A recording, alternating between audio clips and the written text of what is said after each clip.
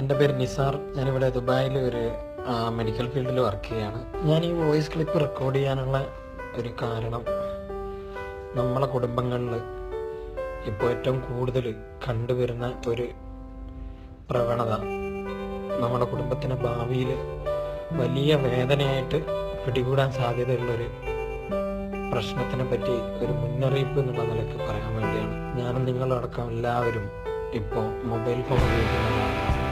ഈയിടെ അമേരിക്കയിൽ 7 വയസ്സ് മാത്രമുള്ള ഒരു കുട്ടിക്ക് കഴുത്തിനൊരു വേദന വന്നപ്പോൾ അവർ കുട്ടീനെ ഒരു ന്യൂറോളജിസ്റ്റിനെ കാണിക്കുകയും ന്യൂറോളജിസ്റ്റ് ഒരു എക്സ്റേ എടുക്കാൻ പറഞ്ഞപ്പോൾ കഴുത്തിൻ്റെ എക്സ്റേ എടുത്തപ്പോൾ കണ്ട കാഴ്ച ഡോക്ടർമാരൊക്കെ ഞെട്ടിക്കുന്ന ഒരു സംഭവം.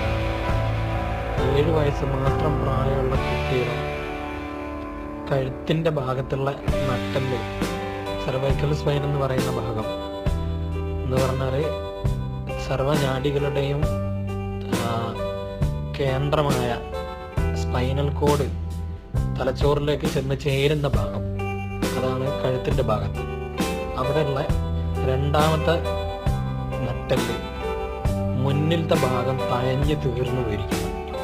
അവിടെ അമർന്ന് കംപ്രഷൻ വന്നിട്ട് കഴുത്തിൻ്റെ ഭാഗത്തൂടി വരുന്ന ആ ഒരു ഭാഗത്തൂടെ പുറത്തോട്ട് ഇറങ്ങുന്ന എല്ലാ നെർവ്സിനെ എന്ന് പറഞ്ഞാൽ നാഡികളെ അത് അമർത്തി കളഞ്ഞു.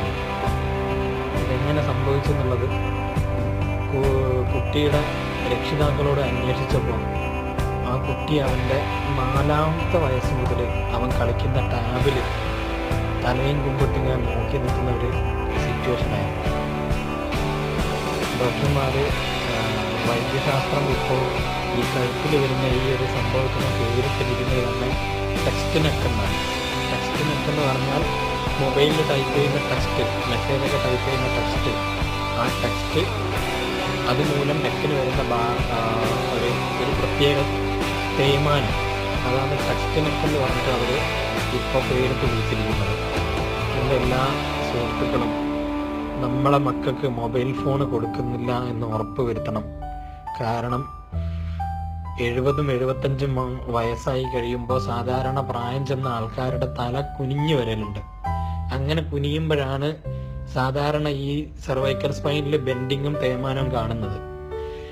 അതിലുപരി ഇപ്പം നമ്മളെ ചെറിയ മക്കള് 8, 9, 10 വയസ്സാകുമ്പോഴേക്കും നട്ടലിന് രോഗം വന്ന് ചികിത്സ ഒരു കണക്കിന് പറഞ്ഞാൽ ഇല്ല എന്ന് തന്നെ പറയുന്നത്, ഉണ്ടെങ്കിലും അതിനൊരു ഫലവും ഇല്ലാത്ത ചികിത്സ, അതിനെ ചികിത്സ എന്ന് പറയാൻ പറ്റില്ല.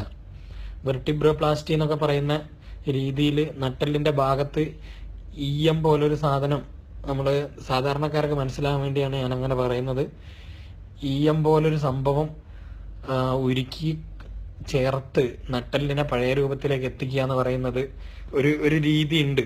പക്ഷേ അതൊന്നും കുട്ടികളിൽ ചെയ്തു കഴിഞ്ഞാലും അവരെ ഭാവിയെ രക്ഷിക്കാൻ പറ്റും എന്നുള്ള കാര്യത്തിൽ ഡോക്ടർമാർ ഇപ്പോഴേ പറയുന്നു ഒന്നും ചെയ്യാൻ പറ്റില്ല എന്ന്.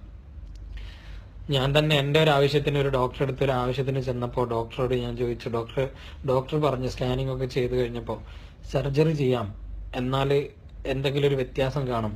അപ്പം ഞാൻ ഡോക്ടറോട് ചോദിച്ചു, സർജറി ചെയ്താൽ പൂർണ്ണമായിട്ട് മാറുമോ? അപ്പോൾ ഡോക്ടർ എന്നോട് പറഞ്ഞൊരു വാക്ക് നിങ്ങളെല്ലാവരും ശ്രദ്ധിച്ച് കേൾക്കണം. മനുഷ്യൻ്റെ ശരീരത്തിലെ ഒരു സാധനം അതിൻ്റെ നോർമൽ അവസ്ഥ നഷ്ടപ്പെട്ടാൽ, ഒരിക്കൽ അത് വീക്കായി കഴിഞ്ഞാൽ അത് വീക്ക് തന്നെയാണ്. അതിനെ നിങ്ങൾക്കൊരു രീതിയിലും തിരിച്ചു കൊണ്ടുവരാൻ പറ്റൂല. അതിനെ നമ്മളെ പടച്ചവൻ സൃഷ്ടിച്ച രീതിയിലേക്ക് അതിനെ തിരിച്ചു കൊണ്ടുവരാൻ ഒരിക്കലും പറ്റില്ല. ആ ഒരു കാര്യം നിങ്ങൾ മനസ്സിൽ ഓർത്ത് വെക്കുക. മക്കളെ കയ്യിൽ നിന്ന് ഫോൺ വാങ്ങി ദൂരെ കളയാം. എത്രയും പെട്ടെന്ന് ചെയ്യേണ്ട തീരുമാനം എടുക്കേണ്ട ഒരു കാര്യമാണ്.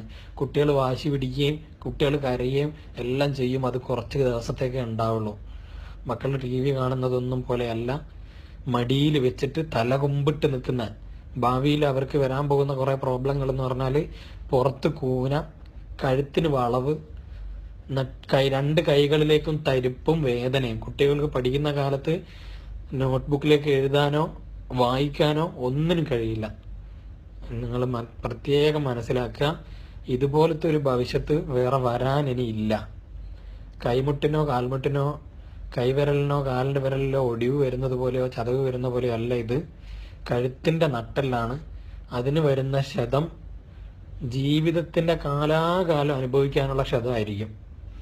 ദയവ് ചെയ്ത് എല്ലാവരും ഇതൊരു ഇൻഫർമേഷൻ ആക്കി എടുത്തുകൊണ്ട് മക്കളെ കയ്യിൽ നിന്ന് ഫോണും ടാബും വാങ്ങിക്കളയുക. അവർ പഠിച്ച് വലുതായിട്ട് SSLC പോലെ 10ാം ക്ലാസ് പോലെയൊക്കെയുള്ള ഭാഗങ്ങളിലേക്ക് അവരെത്തുമ്പോൾ അവർക്ക് ഇന്റർനെറ്റും കാര്യങ്ങളൊക്കെ ആവശ്യമുണ്ട്.